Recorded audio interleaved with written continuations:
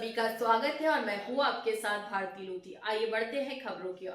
Samajwadi party Madhya Pradesh द्वारा प्रदेश कार्यालय भोपाल में समाजवाद के प्रणेता पूर्व रक्षा मंत्री व जन नायक नेताजी मुलायम सिंह यादव की जन्म जयंती श्रद्धा व सम्मान के साथ मनाई गई। कार्यक्रम का शुभारंभ नेताजी के चित्र पर माल्यार्पण कर किया गया, जिसके उपरांत उनके संघर्षमय जीवन, समाजवादी विचारों और जनहितकारी नीतियों पर आधारित संगोष्ठी आयोजित हुई। प्रदेश अध्यक्ष डॉक्टर मनोज यादव ने इस अवसर पर एक कार्यकर्ता एक पेड़ अभियान की औपचारिक शुरुआत की और पर्यावरण संरक्षण हेतु सभी कार्यकर्ताओं को पौधारोपण का संकल्प दिलाया। इसके बाद समाजवादी कार्यकर्ताओं द्वारा शासकीय जेपी अस्पताल भोपाल में भर्ती मरीजों को फल वितरित किए गए और उनके शीघ्र स्वास्थ्य लाभ की कामना की गई। अपने उद्बोधन में प्रदेश अध्यक्ष डॉक्टर मनोज यादव ने कहा कि नेताजी का जीवन समर्पण, त्याग, सरलता और सामाजिक न्याय की प्रेरणा है। आज समाजवादी पार्टी उन्हीं सिद्धांतों के साथ प्रदेश में जनता के अधिकारों और लोकतांत्रिक मूल्यों की रक्षा के लिए संघर्षरत है।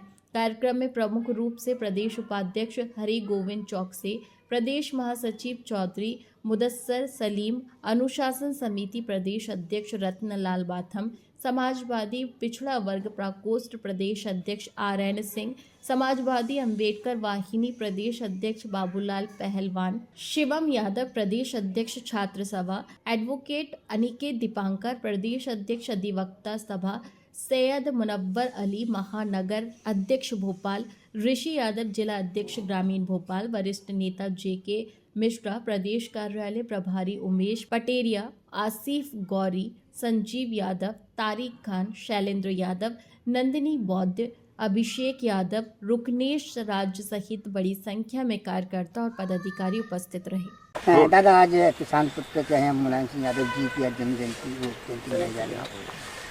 हमारे धरती पुत्र श्रद्धेय नेताजी, उनको कई उपाधियां मिली हुई हैं। सभी का नेता कहा जाता है। एक पीढ़ी के संरक्षक, पिछड़ों के मसीहा से लेके बहुत सारी उपाधियां मिली हुई नेताजी को और पद्म विभूषण सम्मान मिला हुआ है उनको। तो जितना उनके बारे में कहा जाए उतना कम है। समाजवादी पार्टी मध्य प्रदेश के द्वारा हर जिले में उनकी जयंती को धूमधाम से मनाया जा रहा है और उनके जो मिशन था जो उन्होंने चलाया कि सभी को, किसानों को, गरीबों को, महिलाओं को, नौजवानों को, हमारे सैनिकों को, हमारे व्यापारियों को, सभी को सुरक्षा मिलनी चाहिए, सम्मान मिलना चाहिए, न्याय और अधिकार मिलना चाहिए। उस संकल्प को हम लोग पूरा करेंगे। आज सभी लोगों ने संकल्प लिया है और उनके मिशन को आगे बढ़ाएंगे और एक व्यक्ति एक पौधा लगाएगा और उस पौधे का जब तक वो बड़ा नहीं हो जाएगा, फल नहीं देने लगेगा, तब तक उसकी देख रेख भी करेगा, उसका संरक्षण करेगा। ये हम लोगों का मिशन है और ये अभियान हम पूरे प्रदेश में भी चलाएंगे समाजवादी पार्टी। सर, हॉस्पिटल भी पूछे, वहाँ भी आपने फल फूल वितरण किए? हाँ, हॉस्पिटल में भी फल वितरण किए हैं, मरीजों से मिले, उनके स्वास्थ्य की कामना की है। नेताजी हमारे कहा करते थे कि हर गरीब स्वस्थ रहना चाहिए, हर मरीज स्वस्थ रहना चाहिए, हर किसान खुशहाल होना चाहिए। ये उनका जो नारा था। दिवाली अगर आप मना रहे हैं तो सबसे पहले गरीब है जो हमारा, उसके घर जाइए, देख के आइए। अगर उसके खाने घर पे अगर पूड़ी कचौड़ी बननी है, खीर बनना है तो उसको उपलब्ध कराइए, तब आपकी दिवाली ठीक मानी जाएगी। समाजवादी दिवाली तभी मानी जाती है। उस मिशन को हम लोग आगे बढ़ाएंगे और उस काम को आदरणीय हमारे राष्ट्रीय अध्यक्ष माननीय अखिलेश यादव जी आगे बढ़ा रहे हैं। मैं नमन करता हूँ, बाबा साहब के चरणों में नमन करते हुए मैं अपनी बात को आगे बढ़ाता हूँ, क्योंकि श्रद्धेय नेताजी के बारे में हम लोग कुछ कह नहीं सकते। जितना कहा जाए उतना कम है। वो बहुत महान शख्सियत थे। तो सब लोग अपने विचार रख भी चुके हैं। मैं सिर्फ एक दो बातों पर प्रकाश डालूंगा। उससे पहले बड़े भाई पार्टी के उपाध्यक्ष हमारे आदरणीय चौकसे साहब जो मंच पर उपस्थित है, आपका स्वागत है। अनुशासन समिति के अध्यक्ष आदरणीय वासम साहब, हमारे JK मिश्रा जी जो हमारे पार्टी के समर्पित बड़े सीनियर लीडर हैं, हमारे आदरणीय पिछड़ा वर्ग के अध्यक्ष रिटायर्ड डिप्टी कलेक्टर आदरणीय पटेल साहब, हमारे महानगर अध्यक्ष आदरणीय पूर्व पार्षद मुनव्वर जी, हमारी बाबा साहब अम्बेडकर वाहिनी के अध्यक्ष आदरणीय बाबूलाल पहलवान जी जो मिशन की बात, जो नेताजी का मिशन था, उसको गांव-गांव तक पहुंचा रहे हैं और पूरे प्रदेश में हर जिले में कोशिश कर रहे हैं कि उस मिशन को आगे बढ़ाया जाए। बाबा साहब का मिशन और नेताजी का मिशन दोनों मिले। जब पहले कहा था कि बोले मुलायम काशीराम जो नारे लगते थे, तो उन्होंने देश की राजनीति को बदल दिया था। उनका किसी का अपमान और उससे संबंध नहीं था, लेकिन उन्होंने बहुजन विचारधारा जो अभी राष्ट्रीय पीडीए विचारधारा नया स्वरूप दिया है, उसको लेके जो दोनों लोग मिले थे तो देश, पूरा देश मिल गया था।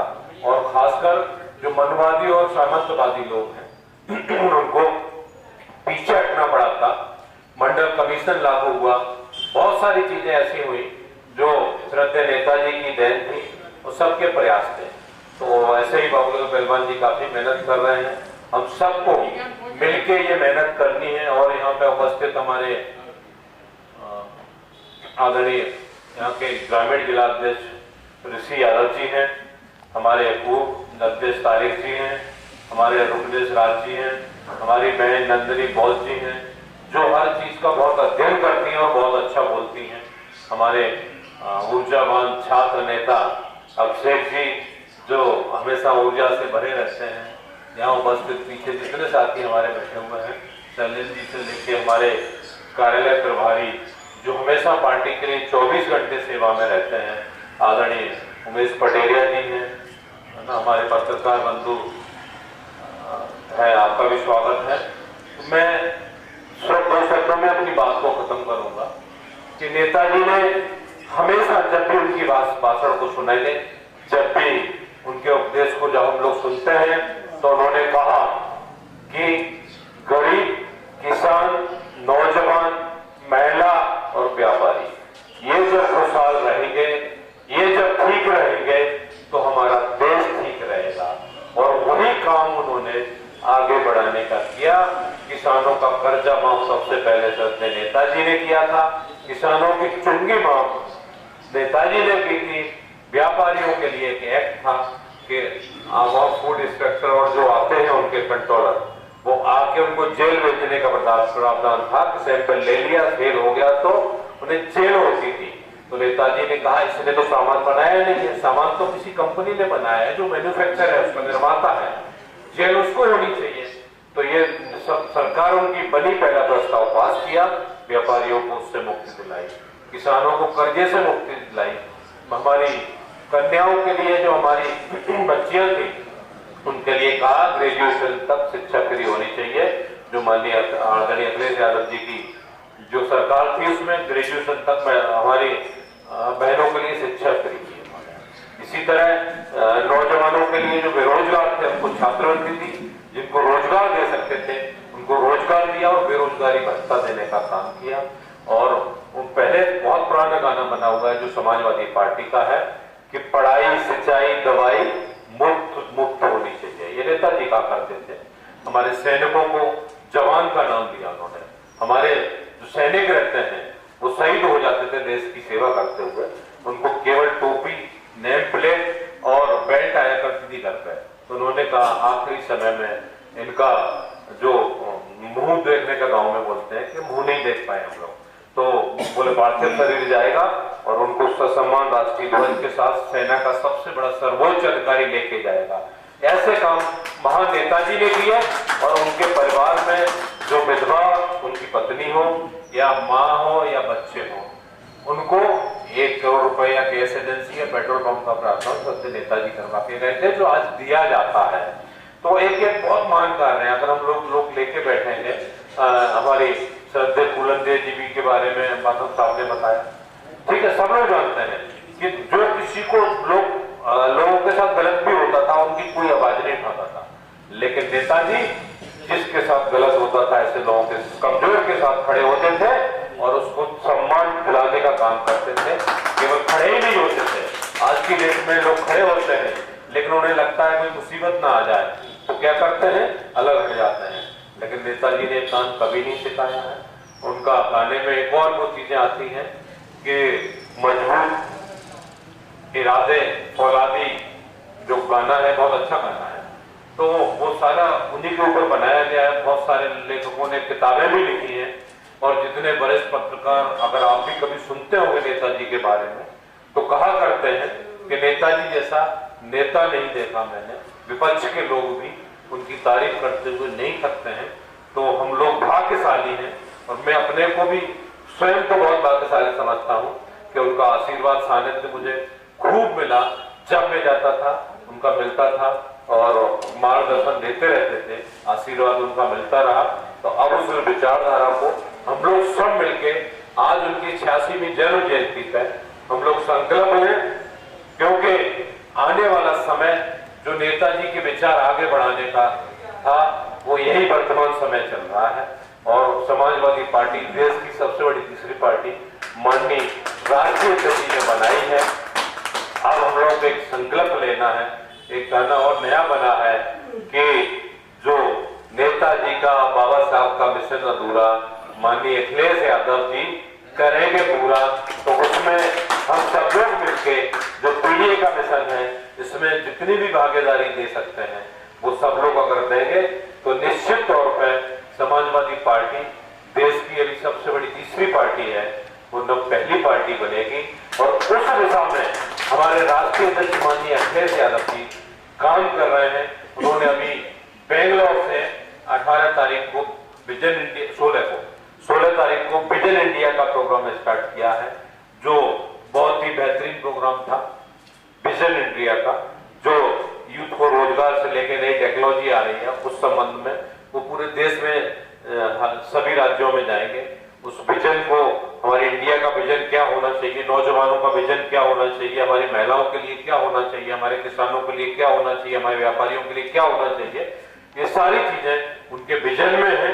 वास्तविक विजन और देश की जरूरत क्या है आज की डेट में, जो देश का नेतृत्व होना चाहिए वो माननीय राष्ट्रीय अध्यक्ष अखिलेश यादव जी के हाथों में होना चाहिए।